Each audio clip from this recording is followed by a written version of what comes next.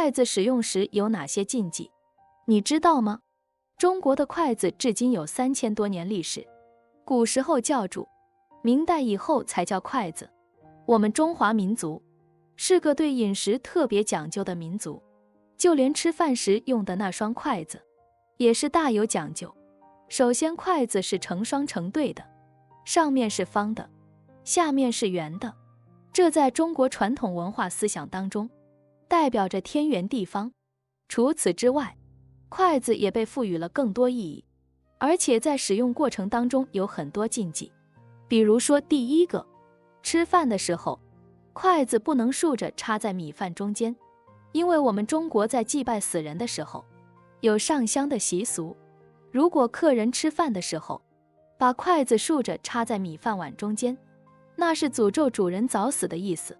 筷子就相当于祭拜之香火一样，所以大家在吃饭的时候绝对不能把筷子竖着插在米饭中间。对小朋友更要耐心教导，这是筷子使用过程当中最大的忌讳。第二，有些人不怎么会用筷子，表现就是用大拇指、中指、无名指或小指捏住筷子，而食指却不工作，单单的伸出来翘起来。这种持筷方式被认为是骂大街，意思就是说食指是在指责别人，所以从小就要培养用筷子的正确姿势，而且在用餐的过程当中，千万不能用筷子指着人说话，这也被认为是在指责别人。第三种禁忌就是用餐的时候，把筷子的一端含在嘴里，不停地用牙咬，或者用嘴来嘬，还发出滋滋的声音。这是一种很讨厌和没有教养的行为，因为我们中餐并不像西餐那样实行的是分餐制，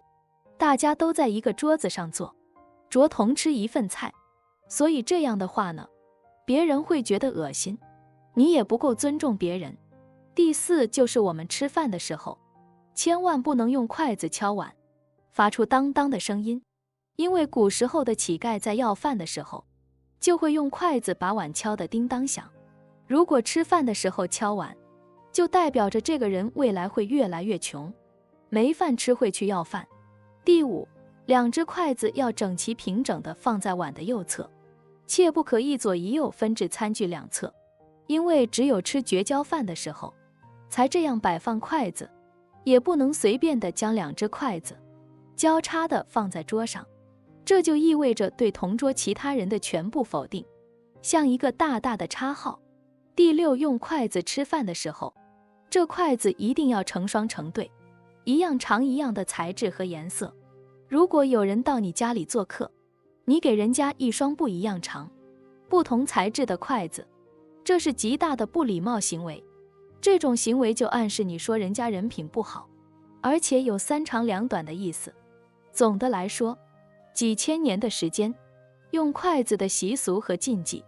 已经深入到我们每一个中国人的心中了。所以我们在用筷子的时候，尤其是出门在外吃饭的时候，